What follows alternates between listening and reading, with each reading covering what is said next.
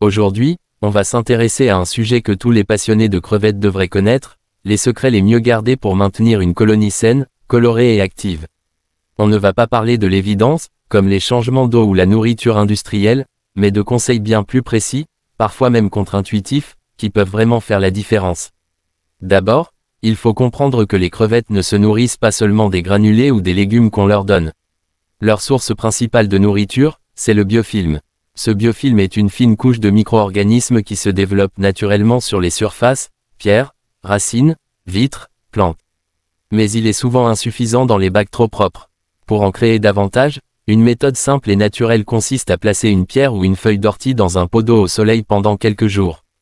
Ce petit bassin sale va produire une couche de biofilm très dense. Une fois la pierre transférée dans l'aquarium, tes crevettes vont littéralement se ruer dessus. C'est aussi une astuce économique, et ça leur apporte un excellent complément alimentaire. Ensuite, parlons des escargots. Beaucoup d'aquariophiles cherchent à les éliminer, pensant qu'ils salissent le bac. En réalité, ils sont l'un des meilleurs alliés des crevettes. Les escargots mangent les restes de nourriture, les algues et nettoient le sol. En se déplaçant, ils laissent des micro-résidus qui attirent les crevettes, comme une piste gourmande à suivre.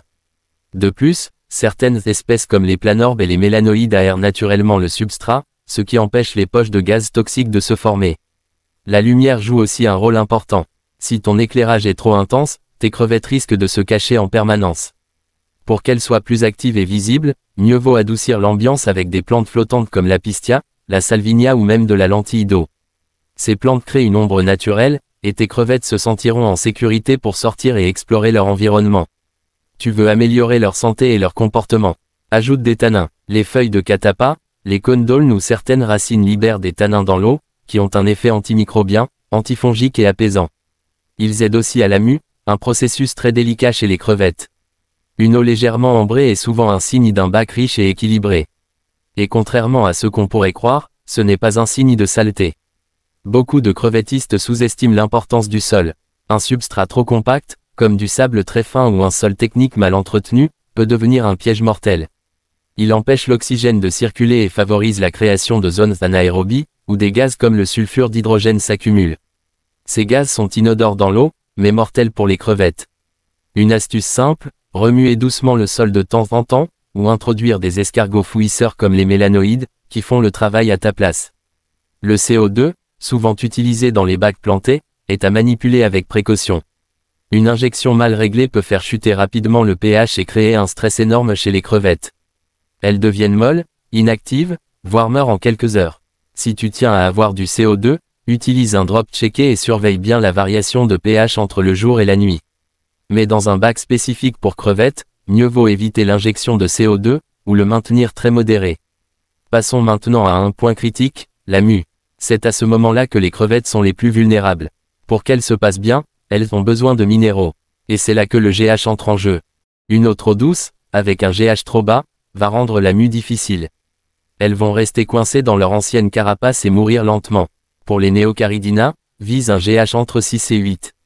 Pour les Caridina, c'est un peu différent, mais le principe reste le même, l'équilibre minéral est vital. Quand tu fais des changements d'eau, la température n'est pas le seul paramètre à surveiller. La conductivité, ou TDS, est tout aussi importante. Une eau neuve trop différente peut provoquer un choc osmotique.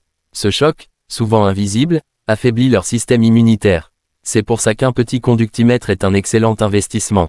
Il permet de t'assurer que l'eau neuve et l'eau du bac sont compatibles. Autre point peu connu, le type de filtre. Un filtre trop puissant ou trop fin aspire la microfaune et les particules dont les crevettes se nourrissent. Un exhausteur avec une mousse grossière est bien plus adapté. Il offre une filtration biologique efficace tout en servant de garde-manger permanent pour les juvéniles. Enfin, on termine avec un point souvent ignoré, les plantes que tu ajoutes dans ton bac.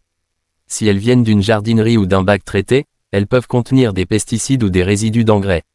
Même une dose infime peut être mortelle pour les crevettes.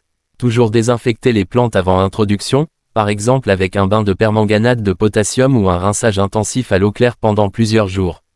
N'hésitez pas à vous abonner pour plus de conseils.